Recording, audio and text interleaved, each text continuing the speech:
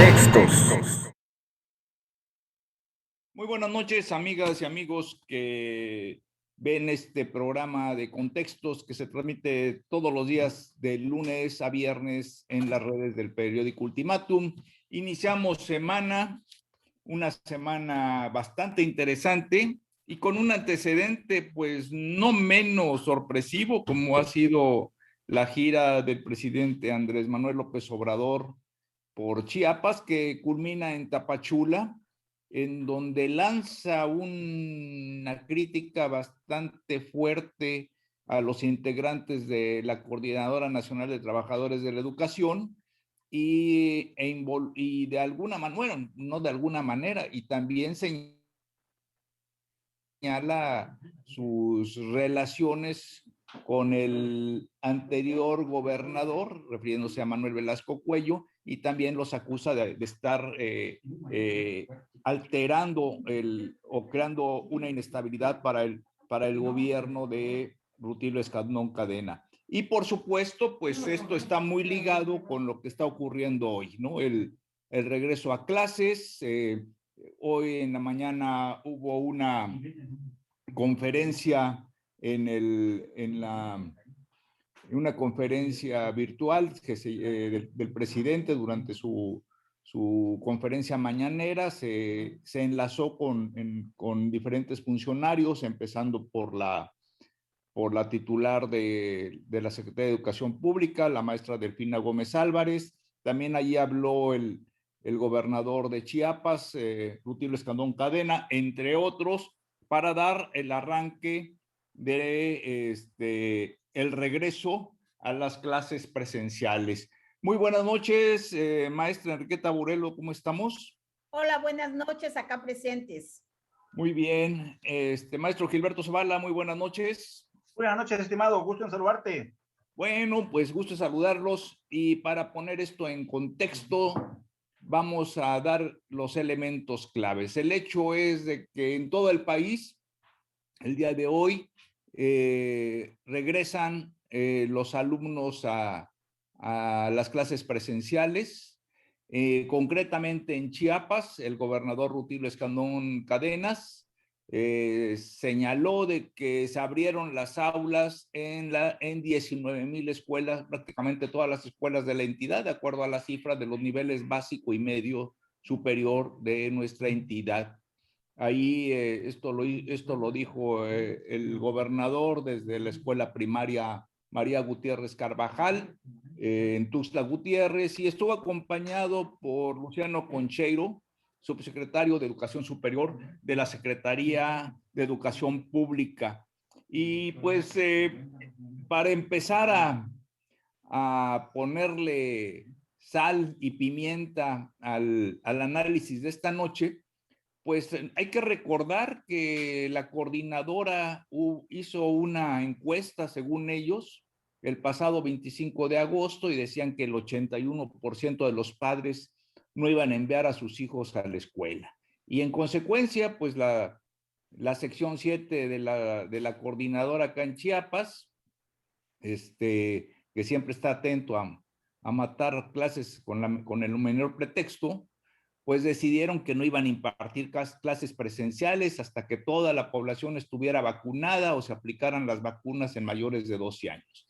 Sin embargo, pues el miedo al contagio no impidió que los integrantes de la CENTE, como bien sabemos, realizaran marchas, mítines, y ahí sí se olvidaron de la sana distancia para manifestarse en varias ocasiones durante la reciente visita del presidente López Obrador.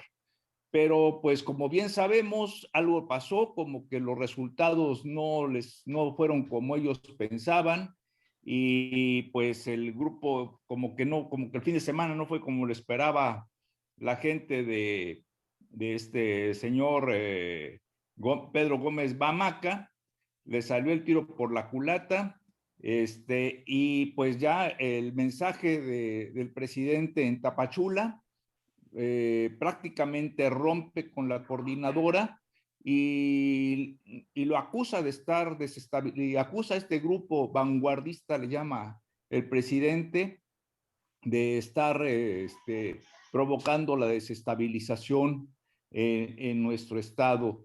Y termina pues con una consigna, porque dice que a los de la coordinadora les gustan mucho las consignas, en donde equipara a la coordinadora con FRENA, que son las siglas de, si ustedes bien recuerdan, el Frente Nacional Anti-AMLO, pues un frente que hizo mucho escándalo cuando surgió, pero que al paso del tiempo se ha ido prácticamente desvanecido y no ha pasado a mayores. Y ahora, con esto cierro mi comentario, los seguidores don Pedro Gómez Bamaca, dice que bueno, él está por vía virtual, ¿no? Porque hay que señalar que don Pedro parece que está convaleciente, se está recuperando de coronavirus. Ahora dicen que fueron víctimas de un plan de provocación orquestado por López Obrador y que además fueron víctimas de un linchamiento mediático. Así como, aunque usted no lo crea, como decía el famoso Robert Ripley, pues sí, este ha sido el más reciente e insólito, porque pues obviamente es planteamiento de las presuntas víctimas de la coordinadora, que ahora según ellos, pues fueron chamaqueados por López Obrador, de risa, la verdad, sin comentario. Pero pues yo creo que con todo este contexto, ya los días de la coordinadora, yo creo que la coordinadora, de acuerdo a cómo están las cosas, va a seguir el mismo destino que frena, ¿eh? Porque pues ese 81% que según ellos encontraron en su encuesta y de que la gente no iba a enviar a sus hijos a la escuela, pues está resultando totalmente infundado. La mayoría, claro, con toda la libertad, los padres de familia, algunos están enviando a sus hijos, otros no, tienen todo el derecho a hacerlo, pero la gran mayoría de los padres y madres de familia están mandando a sus hijos a las escuelas y en las escuelas se está aplicando un sistema mixto y bueno, yo creo que pues hay que ver qué pasa en esta semana. No dudo que los señores de la CENTE vuelvan a hacer manifestaciones. Y por supuesto, pues hay que mandarle desde aquí un caluroso saludo al señor Gómez Bamaca, esperando que pronto se recupere de COVID, ¿verdad? Muy bien, ¿quién quiere empezar? Maestro Zavala, adelante, que es el tema que le gusta a usted. El experto. No, hombre, buenas noches, buenas noches. Yo quiero comentarles que efectivamente hoy, 30 de agosto, inició el ciclo escolar 2021-2022 en todo el territorio mexicano, con particularidades. En lo personal, hoy visité la escuela primaria José Ortiz de Domínguez en San Cristóbal de las Casas y debo de decirles que esta escuela, que consta de un personal grande, tienen casi 700 alumnos, está junto a Mercalto. Allí había permanecido esa escuela cerrada desde marzo, cuando inició la pandemia. Se cerró la escuela y ya no se volvió a abrir. Mantuvieron actividades a distancia y con cuadernillos. De suerte que hoy, en este ciclo escolar, dentro de una cobertura que le hemos dado desde la Subsecretaría de Educación Federalizada, que se llama Salud en tus manos, un programa de la Subsecretaría de Educación Básica Federal y la UNICEF, hoy abrieron sus puertas. Y estuve ahí y de verdad a mí me impactó, me gustó, porque los padres de familia están involucrados en rehacer, en recuperar el espacio educativo para sus hijos. No están llegando todos, no llegaron todos, pero es un primer día que en lo personal felicito al presidente del Comité de Padres de Familia y porque mantuvieron una organización extraordinaria, hicieron uso de los insumos y materiales que les dio UNICEF, que les donó UNICEF, pusieron todos los filtros, guardaban la sana distancia, no llegaron todos los alumnos, llegaron más o menos 120 alumnos de manera presencial, pero la diferencia es que allí mismo los padres de familia se cooperaron y dispusieron de internet. y los maestros cuyos alumnos no llegaron, allí estaban en la escuela. Lo que quiero decir con esto es que me gusta el ejemplo de tener la escuela abierta, de trabajar con los alumnos de manera presencial, pero estar desde ahí en conectividad, en conexión con sus alumnos. Creo que este modelo nos puede dar buenos resultados en Chiapas. Y vuelvo al tema que menciona nuestro amigo Ricardo. Yo creo que el tema político que señala el presidente de la República, primero que reconoce que en 3 lugares, Tapachula, Comitán y Tuxtla Gutiérrez, tuvo, digamos, un poco el desencuentro con la Coordinadora Nacional de Trabajadores de la Educación, y ya la historia que se ha mencionado. Se queda allí en la 7ª región militar, no ingresa, no los recibe, no dialoga con ellos. Y en Tapachula el discurso es más duro, es más agresivo, es más firme, y señala al gobierno pasado. No lo llama por su nombre, pero lo señala y refiere de que tiene efectivamente, tienen nexos, tienen comunicación. Yo quería pensar en ese momento que en Chiapas se habían desatado los demonios contra la coordinadora. Pero luego hay una entrevista que se publica en La Jornada, por el que refiere aparentemente que el presidente, estando allí en la camioneta, en la 7ª región militar, le había llamado al senador Ricardo Monreal para que él buscara a los dirigentes de la CENTE de la sección 7 y pudieran establecer un vínculo, un diálogo, y pudieran platicar, en donde aparentemente también estaría él en una reunión que sería entre el 2 o el 3 de septiembre próximo. Y que aparentemente este puenteo que hicieron no lo aceptó la coordinadora, y que la coordinadora en todo caso plantea que sea aquí en Tuxtla Gutiérrez y ponen sus condiciones. No sé qué vaya a pasar. Lo único que quiero resaltar es que si esto realmente ocurrió, entonces no se desataron los demonios, en tanto en el tema magisterial como aparentemente había ocurrido. Es decir, nada más se cambia la interlocución. Habría que recuperar, si esto es así, que Ricardo Monreal pues tiene una relación cercana con Eduardo Ramírez Aguilar, senador, expresidente de la comisión en el Senado, de la mesa directiva, o algo así, o de la comisión, no sé de qué. Y evidentemente es cercano al exgobernador Manuel Velasco Cuello, con quien el presidente hace una referencia para proteger o darle la espalda al gobernador Rutilio Escandón. Creo que este es un tema político más allá de la coordinadora, en el que sin duda no va a pasar más cosa, que van a seguir en el diálogo. Fue un mensaje rudo, duro, pero fue como que del momento. Es decir, en los próximos 3, 4 o 5 días vamos a tener noticias de que se volvieron a sentar, van a ver sus reclamos, y la coordinadora va a seguir en lo suyo y en sus coyunturas. La educación, como en todos los gobiernos, va a seguir quedando al final en términos de compromiso, y yo creo más bien que las maestras y los maestros de Chiapas que están haciendo su esfuerzo, lo están haciendo a pesar de la coordinadora. Y yo creo que esa parte hay que verla, hay que reconocerla, como lo hicieron en este esfuerzo los maestros aquí en esta escuela primaria José Ortiz Domínguez en San Cristóbal de las Casas, en donde lo están haciendo por sí mismos, lo están haciendo con sus recursos, con mucha pasión y con mucha entrega. A esos maestros hay que tutelarlos, hay que cuidarlos, hay que darles atención. El problema es que el sistema educativo pareciera ser que no los mira. Hay que apapacharlos. ¿Por qué creció la coordinadora aquí en Chiapas? Porque se les dejó todas a la coordinadora. Que se había que basificar, que lo hicieran a través de la coordinadora o a través del sindicato, cuando es un derecho como tal.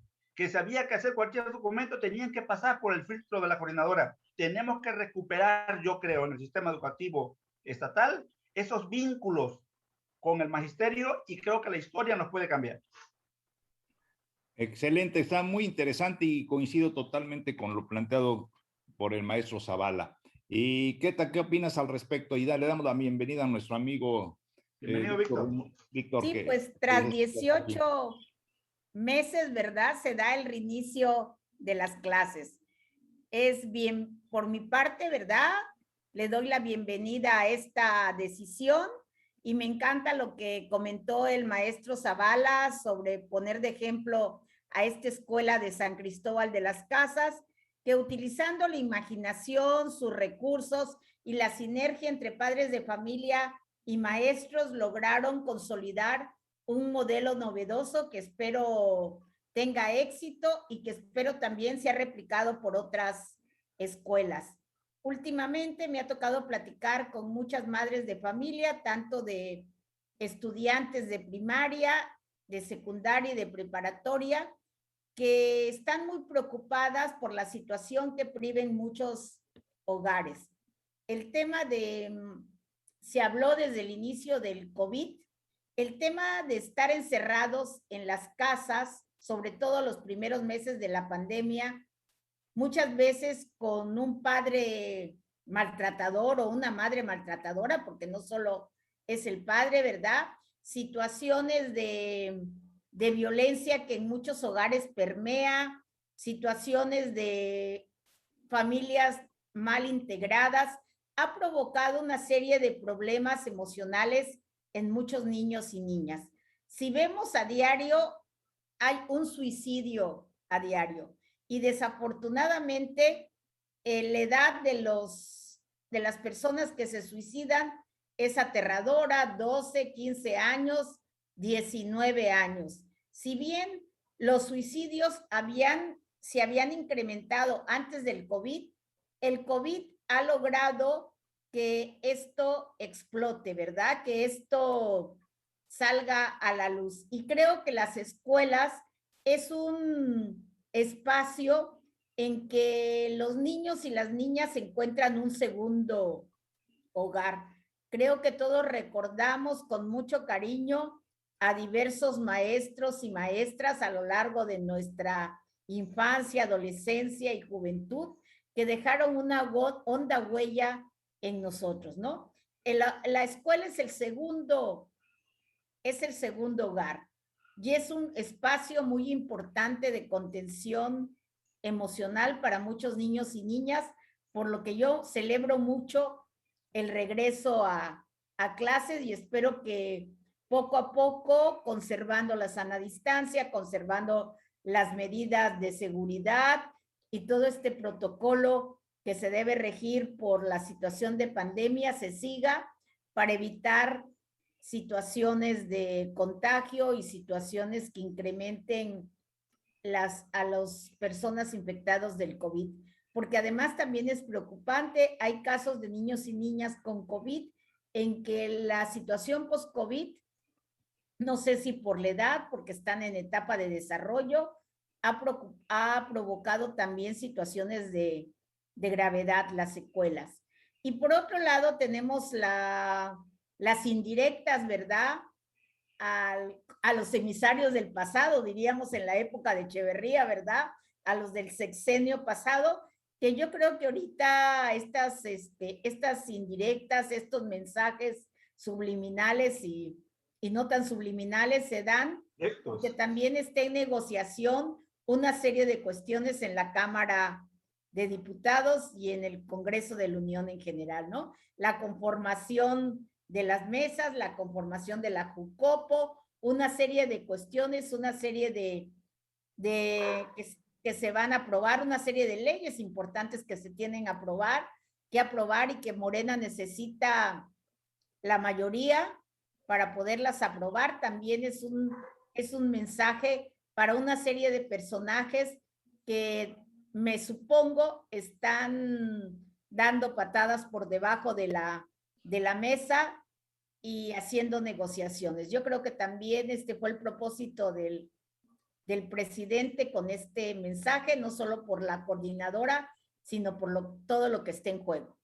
Muy bien, Víctor, ¿qué opinas al respecto? Estamos hablando del regreso a clases, por un lado, de la posición de la coordinadora, que ahora ya yo había puesto la frase de Ripley, aunque usted no lo crea, se dicen que fueron víctimas de una estrategia y de un complot orquestado por el presidente. Ahora sí que los expertos en las acciones sorpresivas ahora se dicen sorprendidos. Y aparte, por supuesto, pues el mensaje directo, yo creo que no hay el mensaje bastante directo del gobernador en Tapachula, independientemente de que la gira también tuvo muchas lecturas si consideramos lo que ocurrió, los personajes, acciones en San Cristóbal de las Casas, en Comitán, y que bueno, eso vamos a plantearlo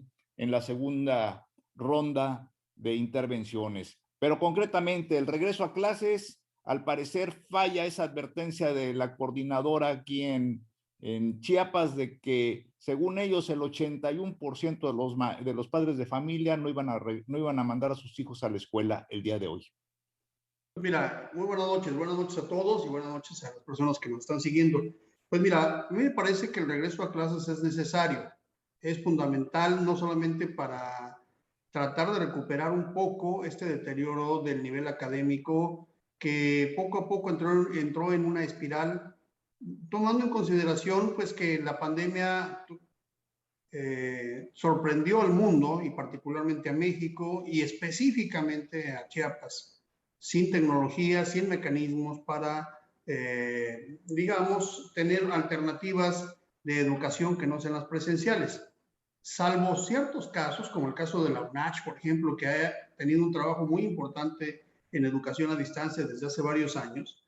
La educación a distancia en el Estado es digamos, es una incipiente forma de educar. Es decir, no tenemos la tecnología, es uno de los estados con menos conectividad y también tenemos a la población con menos recursos para la adquisición de computadoras e instrumentos tecnológicos. De tal manera que el deterioro en la educación de por sí en el Estado, digamos, estamos en los niveles más bajos a nivel nacional, estamos en una media menos, digamos, más o menos en un 20% abajo de la media nacional. Siempre más o menos así se ubican en todos los niveles educativos y en algunos más, en el caso de la secundaria y de la educación media superior es todavía mayor. De tal manera que es necesario regresar a las escuelas, es fundamental, insisto, no solo por este deterioro en cuanto al nivel educativo, sino también porque el regreso a la escuela dinamiza la economía. Regresar a la escuela significa, por ejemplo, llenar el medio de transporte colectivo, significa comprar útiles escolares, uniformes, significa mucha gente que vive de, por ejemplo, proveer alimentos a los maestros, a los alumnos, etcétera, etcétera. Hay una economía subyacente que depende de la actividad educativa. Dicho esto, es decir, ante esta necesidad, también hay que reconocer que las condiciones de infraestructura y las condiciones de contención al COVID, por lo menos en el Estado, no existen o son prácticamente nulas. Es decir, en las escuelas privadas, en las pocas escuelas privadas, digamos, de calidad que hay en el Estado, se han tomado algunas medidas importantes, son buenas. No sabemos si son suficientes o no, porque la pandemia apenas estamos lidiando con ella, hay que reconocerlo. Y en el caso de las escuelas públicas es muy complejo, porque ese trabajo compartido entre los maestros y los padres de familia sí se da, es decir, hay un espíritu de colaboración permanente, pero quizá pueda ser insuficiente. No sabemos cuál sea el resultado. Sabemos que es necesario regresar a las aulas, pero también sabemos que se está poniendo en riesgo mucho, o lo más importante de la sociedad, que son los niños, que son nuestros hijos. Eso hay que tenerlo en cuenta. Y no es una decisión política, hay que decirlo. Es una decisión necesaria, sí, pero también es una decisión de tipo personal. Ahora, más allá de esto y de las consecuencias que todavía no conocemos, y las vamos a conocer en los próximos días, quizá sabemos que el periodo de incubación de los virus y de transmisión es aproximadamente de 3 semanas, es decir, las consecuencias de esta decisión se van a ver a finales del mes de septiembre. Si vemos que la cresta se eleva y que empezamos a ver a niños enfermos, desgraciadamente, ojalá, no es deseable, por supuesto, entonces habrá sido una decisión inadecuada, porque quizá las condiciones no fueron las necesarias para que los niños estén en casa. Dicho esto, es importante también señalar que la CENTE, preguntaba Ricardo, respecto a la actuación de la CENTE, y que hoy se hacen víctimas, dices, bueno, pues mira, yo creo que nadie sorprende, ni siquiera en Chiapas, aunque sabemos que Chiapas es la cuna de la CENTE, que luego se extiende a varios estados como Guerrero, Oaxaca, una parte de la sección 11 en la Ciudad de México, en Michoacán también hay presencia de la CENTE. Sabemos que son actores políticos, y son actores políticos profesionales. A veces queremos decirles que son maestros, y no, por supuesto, no pretendo ofender a nadie, pero sí pueden ser maestros. Son maestros, pero son a la vez que son maestros, son actores políticos profesionales. Saben cuándo hacer, cuándo atacar y cuándo mantenerse agazapados, saben cómo negociar, saben cómo presionar y saben cuándo sentarse a la mesa y cómo controlar una mesa de negociación. Eso lo tienen muy claro. Y tienen una ventaja por cualquier, digamos, que por encima de cualquier gobernador, de cualquier funcionario, y diría yo que incluso sobre cualquier presidente de la República. La temporalidad. Un gobernador tiene 6 años y la CENTE pretende durar muchísimo más que eso, y lo ha hecho, ha durado mucho más que eso. La CENTE tiene 40 años aproximadamente, desde su gestación hasta la fecha. La CENTE va a negociar con Andrés Manuel López Obrador, presidente de la República, tarde que temprano, y este presidente se habrá ido y la CENTE seguirá presente. ¿Por qué? Porque es un negocio para muchos, porque es un instrumento de poder para otros, porque es un instrumento electoral en ocasiones y porque es el beneficio de muchas personas, porque han encontrado en ese camino en la única posibilidad, primero, de obtener trabajo, segundo, de obtener una estabilidad, en algunos casos laboral, en algunos casos política, y tercero, porque se ha convertido en el instrumento preferido o el único, pero un muy buen instrumento para políticos en varios estados de la República. Así es que no nos extrañe, la gente hará esto y lo seguirá haciendo. Respecto a los actores políticos que mencionaban, lo dejaré en una segunda vuelta para que ustedes, digamos, intervengan en esta parte. Muy bien, muchas gracias, muy interesante y es cierto. Y efectivamente, aquí para la segunda parte, que ya nos vamos sobre los actores políticos, pues permítanme recordar, hay una frase del presidente Franklin Delano Roosevelt, un excelente político, está considerado incluso el mejor presidente que ha tenido Estados Unidos y un presidente que se las tuvo que ver con puro político del primer mundo y de peso pesado. Franklin Delano Roosevelt tuvo que lidiar con Stalin, tuvo que lidiar con Churchill, tuvo que lidiar con Charles de Gaulle, y él decía, en política nada ocurre por casualidad. Y efectivamente yo creo que lo que ocurrió o lo que sucedió el viernes en el hospital, cuando estaban inaugurando la clínica número 1, allá en Tapachula, el presidente señaló claramente, lo dijo, los actos de la Coordinadora Nacional de Trabajadores de la Educación son un asunto político o politiquero, porque los dirigentes, no los maestros, y aquí eso hay que aclarar, hizo una división muy oportuna entre lo que es el grupo de los dirigentes y los maestros de la CENTE en Chiapas tienen diferencias con el gobernador, o sea, Rutilio Escandón, que no tenían con el gobernador anterior. No dijo su nombre, pero era obvio que se estaba refiriendo a Manuel Velasco Cuello, que se llevaban muy bien con el gobernador anterior y que en una de esas, dijo, se siguen llevando bien.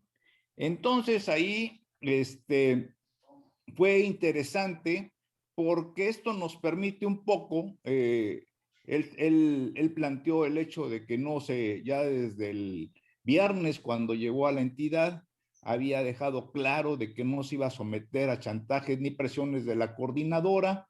El maestro Zavala lo interpretó que esto significaba de alguna manera una ruptura en el diálogo, al menos entre el presidente y la coordinadora, porque ahora ya los mandó a que estén viendo sus mesas y demás directamente con la Secretaría de Educación Pública. Pero lo más interesante es de que pidió a los maestros de Chiapas que analizaran el comportamiento de la coordinadora, que reflexionaran bien. Y entonces dijo que él ha sido un presidente que siempre los ha tratado con respeto y que es tal vez el presidente que mejor los ha tratado. Y terminó con algo que finalmente se hizo viral cuando dijo que como a ellos les gustan las consignas, dijo, López Obrador expresó, ni frena ni la gente detienen al presidente. Pero bueno, otro punto ya para terminar mi intervención y darles la palabra.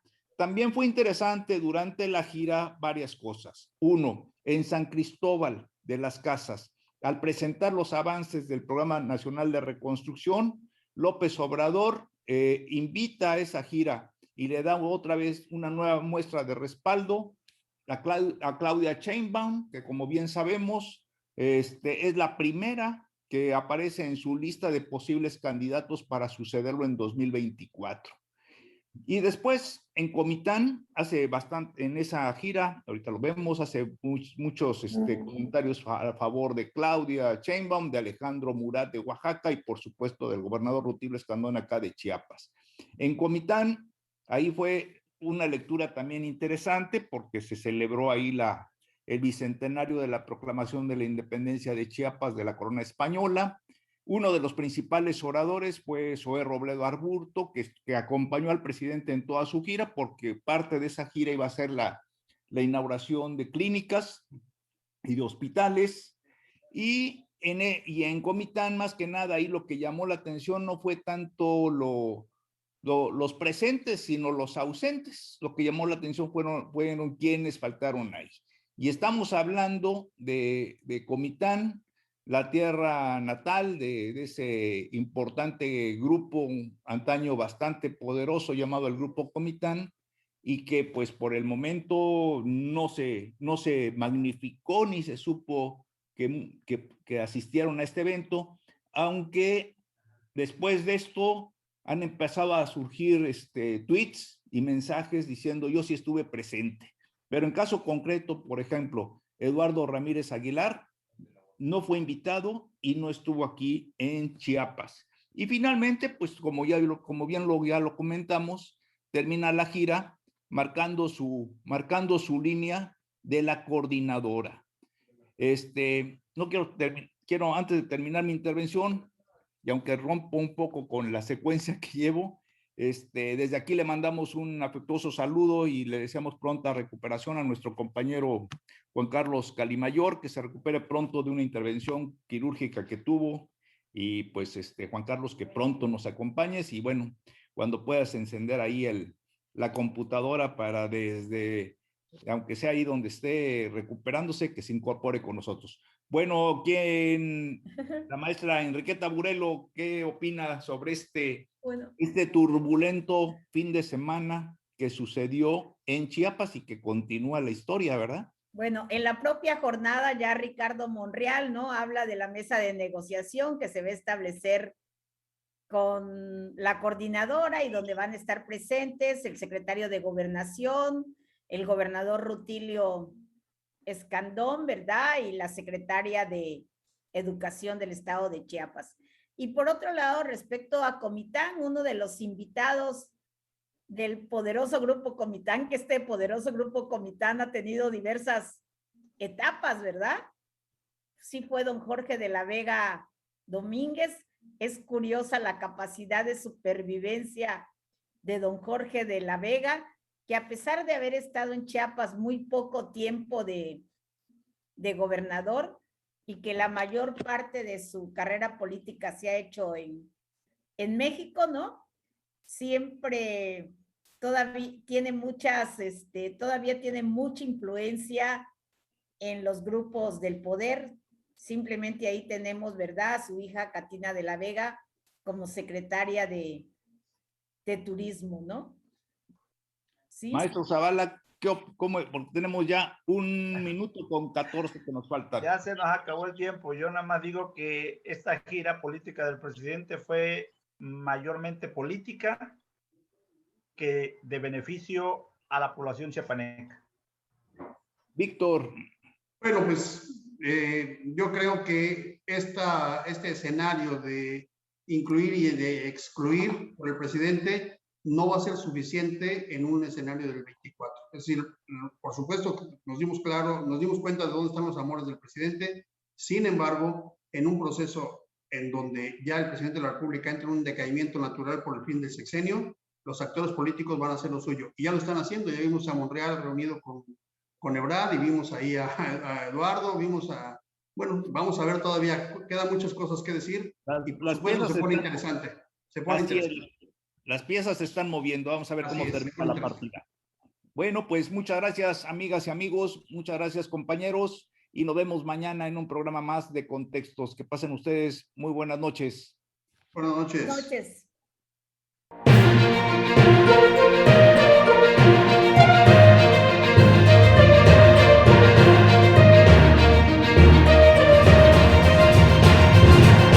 Contextos.